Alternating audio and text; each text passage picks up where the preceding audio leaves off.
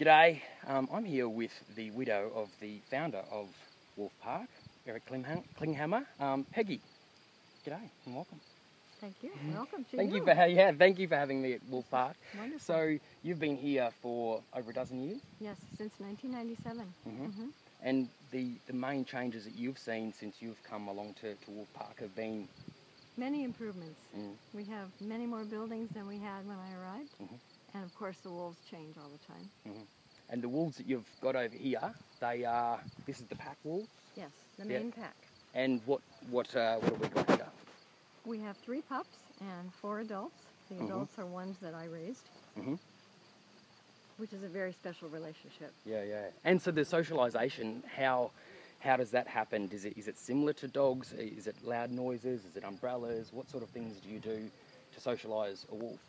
Actually, we want to address the fear issue because it's natural for a wolf to be afraid of humans. So we start raising them at 10 to 12 days of age, and we spend a lot of time with them, probably 2,000 hours within the 4 months that we raise them, so that they get used to a lot of different humans and they're not afraid. 2,000 hours, that's not one person? 2 people usually. 2 people, wow.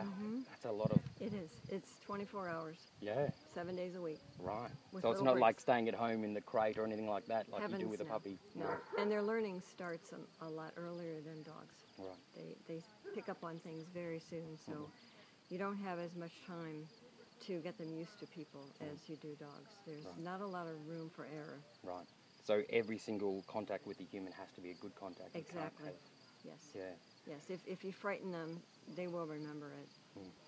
And have you had incidences where you can attach a behaviour that's happened a lot later in a wolf's life to something that occurred when it was a wee puppy? Yes. And that's why we corrected that. We try not to let that happen because of early mistakes. I suppose with the amount of time that you've been here and this park's been here, you've learned a lot about wolves. I've learned an awful lot, yes. Of course, Eric was the founder in 1972, and a lot of things that he used to do, we've improved on with his help and suggestions.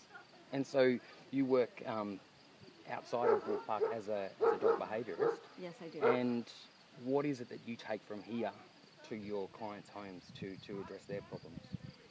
The best thing is to teach them to pay attention to the dog's body language, which is something that we unfortunately don't do with our dogs. We take liberties that you would never be allowed to do with a wolf. And this is a lot easier if you've had the experience with the wolves, to explain to the people to pay attention to their dogs. And how do people take it when you come into their house and you say, well, I live at Wolf Park with this large pack of wolves behind us and with many more wolves on the other side of the lake?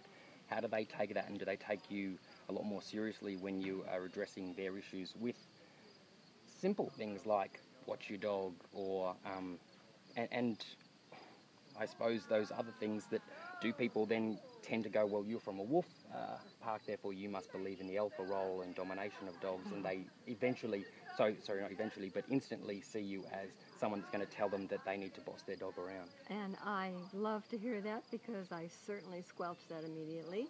Tell them that is so untrue, that if they will come to Wolf Park and watch the pack of wolves, they will realize that the lower ranking wolves voluntarily submit to the higher ranking wolves.